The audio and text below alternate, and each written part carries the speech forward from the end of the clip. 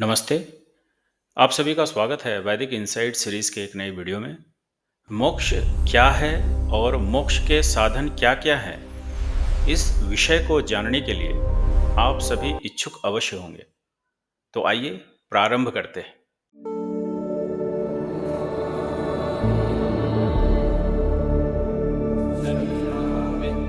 मोक्ष का अर्थ है सब दुख बंधनों से छुटकर परमेश्वर के आनंद स्वरूप में रहना। तो जो मुक्ति पाना चाहते हैं अर्थात जो मोक्ष प्राप्त करना चाहते हैं उन्हें जीवन मुक्त बनने का प्रयत्न अवश्य करना चाहिए। अर्थात जिन पाप कर्मों का फल दुख है उनको छोड़कर धर्माचरण अवश्य करना चाहिए, क्योंकि दुख का मूल कारण हमारे पाप के आचरण ही है और जो सुख का मूल कारण है वह है धर्म का आचरण। आधुनिक भारत में वेदोद्धारक स्वामी दयानंद सरस्वती जी ने अपनी कालजयी पुस्तक सत्यार्थ प्रकाश के नवम समोल्लास में मुक्ति के उपाय व साधनों के विषय पर गंभीर विचार प्रस्तुत किए हैं। उन्होंने बताया है, पहला उपाय है विवेक। बुद्धि के स्तर पर विवेक उत्पन्न करना। विवेक का अर्थ होता है सत्पुरुषों के संग से सत्य असत्य, धर्म अधर्म, कर्तव्य और अकर्तव्य का निश्चय करना तथा शरीर और जीव को पृथक पृथक अलग अलग जानना। इसके लिए पंच कोशों का विवेचन करना चाहिए, ऐसा मत ऋषि दयानंद का है। और ये 5 कोश कौन से हैं? पहला है अन्नमय कोश, जो त्वचा से लेकर अस्थि पर्यंत का पृथ्वीमय समुदाय है। दूसरा है प्राणमय कोश, जिसमें प्राण जो भीतर से बाहर जाता है, अपान जो बाहर से भीतर आता है नासिका के द्वारा, और समान जो नाभि में रहकर पूरे शरीर में रस पहुंचाता है, और उदान जिससे कंठस्थ अन्नपान खींचा जाता है और जिससे बल पराक्रम होता है, और व्यान जिससे जीव शरीर में सभी चेष्टाएं करता है। ये सब सम्मिलित हैं। और तीसरा है मनोमय कोश, जिसमें मन के साथ अहंकार तथा 5 कर्म इंद्रियां। और चौथा है विज्ञानमय कोश, जिसमें बुद्धि, चित्त और 5 ज्ञानेंद्रियां, जिनसे जीव ज्ञान प्राप्त करता है।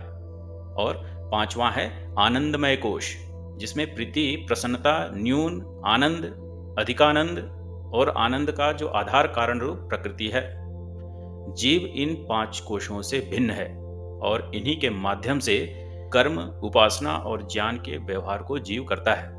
और यही जानना हमारा मुख्य विषय है कि पुरुष इस शरीर से भिन्न है। इसके अतिरिक्त 3 अवस्थाओं का भी विवेक होना चाहिए। वह अवस्थाएं क्या हैं? जागृत, स्वप्न और सुषुप्ति। 3 शरीरों को भी जानना चाहिए। स्थूल शरीर जो यह हमें दिखाई देता है, और सूक्ष्म शरीर जो 5 प्राण, 5 ज्ञानेंद्रियां, 5 सूक्ष्म भूत, मन तथा बुद्धि, इन 17 तत्वों का समुदाय सूक्ष्म शरीर कहलाता है। और यह शरीर जो सूक्ष्म शरीर है, जन्म मरण में भी जीव के साथ हमेशा बना रहता है। वह अगले जन्म में भी चला जाता है। और फिर कारण शरीर तीसरा, जिसमें सुषुप्ति अर्थात गाढ़ निद्रा होती है। और इन सबसे परे तुरी शरीर, जिसमें समाधि द्वारा जीव परमात्मा के आनंद स्वरूप में मग्न होता है। और इसी समाधि से जो संस्कार जन शुद्ध शरीर का पराक्रम है, वह मुक्ति में भी यथावत सहायक रहता है। जीव इन सब कोशों और अवस्थाओं से पृथक है, यही जानना हमारा मुख्य लक्ष्य है। मुक्ति के साधनों में दूसरा साधन है वैराग्य। वैराग्य अर्थात जो विवेक से सत्य असत्य को जाना हो, जो हमने जाना है विवेक से, उसमें सत्य आचरण का ग्रहण और असत्य आचरण का त्याग करना। और विवेक क्या है कि जो पृथ्वी से लेकर परमेश्वर पर्यंत पदार्थों के गुण, कर्म, स्वभाव से जानकर ईश्वर की आज्ञा पालन और उपासना में तत्पर होना, उससे विरुद्ध बिल्कुल न चलना, सृष्टि से उपकार लेना, यह विवेक कहलाता है। उसके बाद जो तीसरा साधन है वह है सटक संपत्ति अर्थात 6 प्रकार के कर्म करना। पहला शम, जिससे अपने आत्मा और अंतःकरण को अधर्माचरण से हटाकर धर्म के आचरण में सदा प्रवृत्त रखना होता है। और दूसरा है दम, जिससे श्रोत आदि जो इंद्रियां हैं और शरीर है उनको व्यभिचार आदि बुरे कर्मों से हटाकर जितेंद्रियत्वादि शुभ कर्मों में प्रवृत्त रखना है। और तीसरा है उपरति, जिससे दुष्ट कर्म करने वाले पुरुषों से सदा दूर रहना होता है। और चौथा है तितिक्षा, चाहे निंदा हो, स्तुति, हानि, लाभ कितना ही क्यों न हो, परंतु हर्ष शोक को छोड़ मुक्ति साधनों में सदा लगे रहना। और पांचवा है श्रद्धा, जो वेदादि सत्य शास्त्र हैं और इनके बोध से पूर्ण आप्त विद्वान सत्य उपदेष्टा महाशयों के जो वचन हैं उन पर विश्वास करना, यह श्रद्धा कहलाती है। और छठा है समाधान, चित्त की एकाग्रता। और चौथा साधन क्या है? मुमुक्षत्व, अर्थात जैसे भूख प्यास से व्याकुल व्यक्ति को अन्न जल के अतिरिक्त कुछ भी अच्छा नहीं लगता, वैसे ही मुक्ति और उसके साधनों के अतिरिक्त किसी और वस्तु में प्रीति न होना, यह कहलाता है मुमुक्षत्व। इसके बाद आते हैं श्रवण चतुष्टय। एक श्रवण, जब कोई विद्वान उपदेश करे तब शांत ध्यान देकर सुनना। विशेष ब्रह्म विद्या के सुनने में अत्यंत ध्यान देना चाहिए। क्यों? क्योंकि यह सब विद्याओं में से सूक्ष्म है।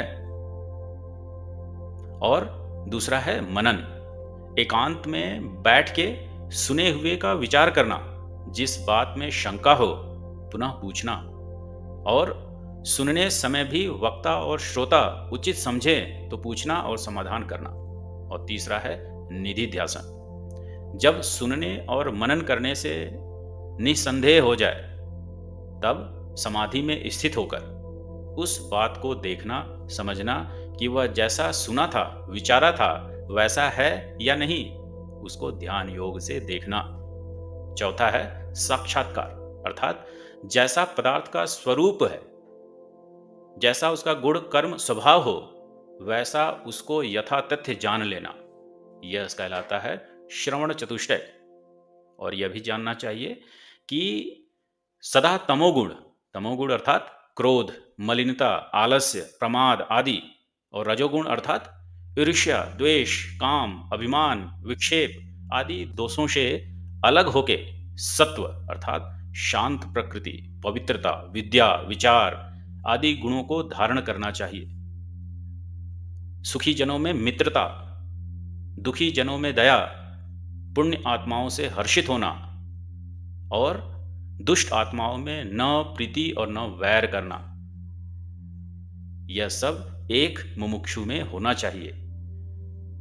और उसे नित्य प्रति कम से कम 2 घंटा पर्यंत ध्यान अवश्य करना चाहिए, जिससे जो भीतर के मन आदि पदार्थ हैं उनका पूर्ण रूप से यथावत साक्षात्कार हो सके। योग शास्त्र में 5 क्लेश बताए गए हैं: अविद्या, अस्मिता, राग, द्वेष और अभिनिवेश। इन 5 क्लेशों को योगाभ्यास और विज्ञान से मिटाकर ब्रह्म को प्राप्त करके मुक्ति के परमानंद को भोगना चाहिए। आज के इस वीडियो को देखने के लिए आप सबका बहुत बहुत धन्यवाद। नमस्ते। ओम।